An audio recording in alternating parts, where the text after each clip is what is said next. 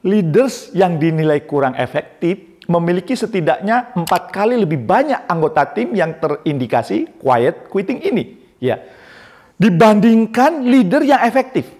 Sehingga jika si karyawan merasakan burnout, tapi sang atasan mampu membantu, ia tidak akan memilih untuk quiet quitting ini. Jadi ternyata kuncinya di leader ya, bukan di burnout.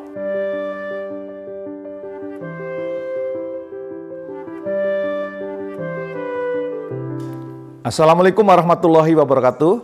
Bertemu kembali dengan saya Jamil Azaini di acara Leadership Inspiration. Sejak pandemi COVID-19 hingga kini, batasan antara pekerjaan dan kehidupan personal kita semakin blur atau tidak jelas. Hustle-bustle culture semakin dianggap wajar. Orang bangun tidur langsung ngecek email, malam masih diminta report, bahkan saat family time pun masih harus menanggapi telepon klien, pulang kerja sudah malam, pagi harus datang lebih awal. Dan fenomena-fenomena ini sebetulnya sudah lama terjadi, namun semakin intens beberapa tahun belakangan ini.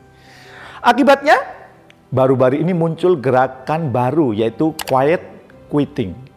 Yang yang berusaha menolak budaya hustle tadi, ya. Ia mengembalikan ke titik keseimbangan, ya. Istilah quiet quitting ini mulai ramai dibicarakan di berbagai kanal media sosial, ya. Baru-baru ini Brian Crelly, ya, seorang warga negara Amerika Serikat lah yang mulai mempopulerkan istilah ini di TikTok-nya sejak April 2022. Quiet quitting ini sendiri merupakan sebuah gagasan yang menekankan bekerja bukanlah menjadi fokus kehidupan seseorang. Sehingga gerakan ini, ya, mengajak orang-orang untuk memiliki batasan waktu terhadap pekerjaan dan kehidupan personalnya secara strict, secara tegas.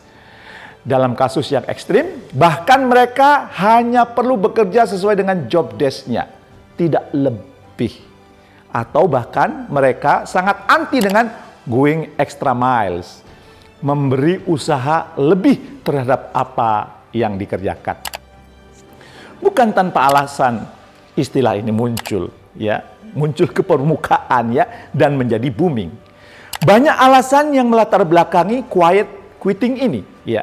Salah satunya kasus burnout yang semakin tinggi sejak pandemi datang.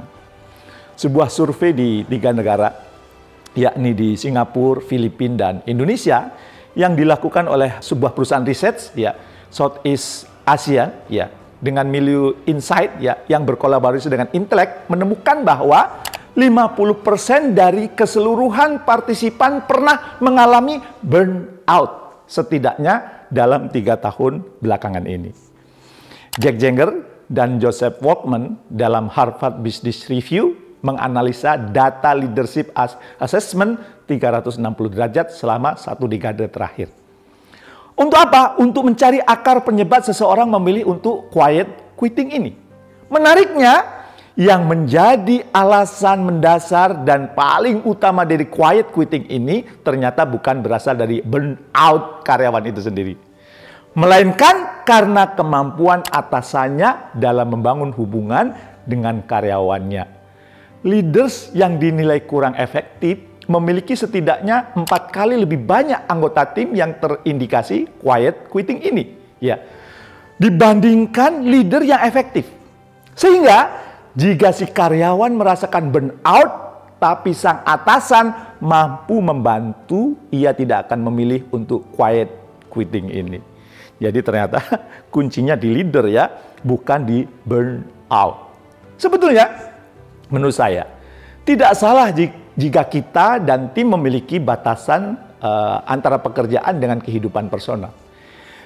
Itu adalah salah satu usaha untuk tetap be mindful terhadap apa yang sedang kita lakukan saat ini. Namun, apabila batasan itu muncul karena ketidaknyamanan kita terhadap kehidupan pekerjaan, maka kita harus segera luruskan benang kusutnya.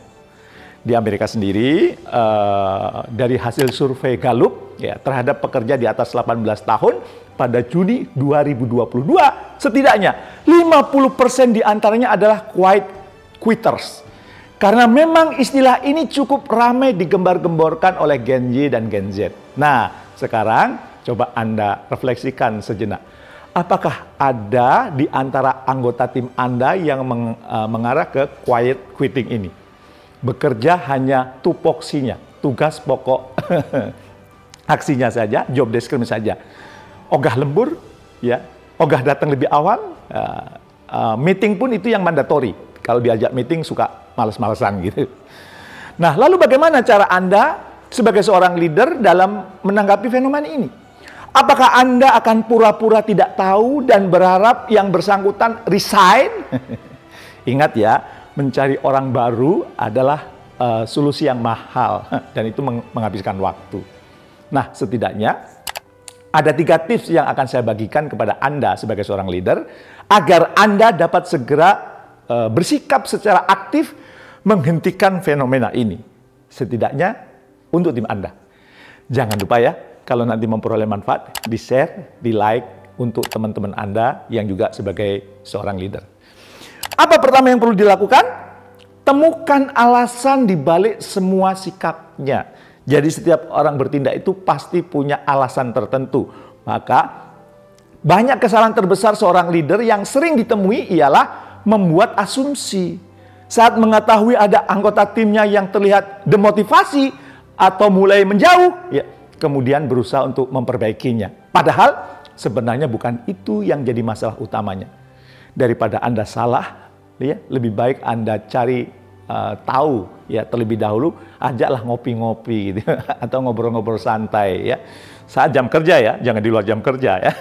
Bangun hubungan yang hangat dan positif ya secara personal. Ya, bahasa tubuh Anda, intonasi Anda, dan cara Anda berkomunikasi perlu diperhatikan agar anggota tim Anda tidak merasa sedang diinterogasi oleh Anda. Dari obrolan ini, Anda bisa menemukan alasan dibalik semua sikap yang selama ini terjadi. Setelah itu, ya, maka Anda membuat komitmen, ya, membuat kesepakatan yang menguntungkan perusahaan, menguntungkan tim Anda, dan juga menguntungkan anggota tim tersebut. Karena Anda sudah tahu alasan dibalik perilakunya selama ini, maka Anda bisa melakukan saran yang tepat atau keputusan yang tepat. Yang kedua, perlu reshape mindset Anda. Mungkin jauh ini Anda sudah dibekali dengan berbagai ilmu tentang millennials ataupun Gen Z, ya, Gen Y. Ya. Tidak ada salahnya, ya, melalui obrolan tadi Anda bisa mengkonfirmasi apa yang telah Anda ketahui. Karena bisa jadi tidak semua memiliki karakteristik yang sama seperti yang tertulis dalam banyak jurnal dan literatur. Fakta yang kita temukan dalam keseharian lebih akurat dibandingkan apa yang tertulis dalam buku maupun jurnal ilmiah. Karena kan kejadian semacam ini kan baru selama COVID ya, munculnya besar ya. Landasan ilmiahnya belum terlalu banyak data-datanya. Selain itu, ya, dibanding Anda menuntut anggota tim Anda untuk selalu on setiap saat, ya, yang bisa berujung pada burnout, Anda dapat membantunya untuk mengelola pekerjaannya sehingga lebih terkelola dengan baik. Itu cara yang paling hebat untuk membantu mereka supaya mereka kemudian tidak cuman fokus pada job desk-nya Anda. Yang ketiga, cek dan tawarkan bantuan atau dukungan. Nah, daripada Anda menanyakan kabar saat anggota tim terindikasi quiet quitting ini, kenapa tidak Anda jadikan sebagai kebiasaan? Dengan demikian, anggota tim tidak merasa harus stres dahulu untuk mendapat perhatian dan dukungan dari Anda. Apabila kebiasaan ini sudah terbentuk dan menjadi budaya dalam tim Anda, bukan tidak mungkin psychological safety anggota tim Anda akan semakin meningkat. Oh iya, perhatikan betul ya ketika Anda membuat kalimat pertanyaan yang Anda utarakan, ya, sebisa mungkin pertanyaan itu bersifat netral dan tidak memunculkan sikap defensif dari anggota tim Anda. Seolah kalau kemudian ini dilakukan, anggota tim Anda menjadi lebih enjoy, menjadi lebih nyaman. Itulah ketiga tips yang bisa saya bagikan ke Anda. Jauh lebih mudah untuk menyalahkan mereka yang quiet quitting ini sebagai pemalas atau orang yang tidak punya motivasi dibandingkan melihat lebih dalam dan memahami apa yang sebetulnya terjadi pada mereka. apa yang menjadi concern mereka. Tapi sebagai seorang pemimpin, kita perlu melakukan hal itu, walaupun kelihatannya lebih berat. Nah, Simon Ahuja, seorang strategic konsultan, ya, dari perusahaan-perusahaan yang masuk ke dalam 500 Fortune, ya, Fortune 500, ya, dia mengingatkan, ya, it's on leaders to genuine, ya, and authentically understand where people are coming from. Memang sudah jadi tugasnya leader untuk memahami latar belakang setiap anggota timnya secara lulus. Seperti pepatah yang mungkin pernah Anda dengar. Orang seringkali meninggalkan pemimpinnya bukan tempat kerjanya, tapi karena pemimpinnya. Nah, sekarang kendalinya ada di tangan Anda sebagai seorang pemimpin.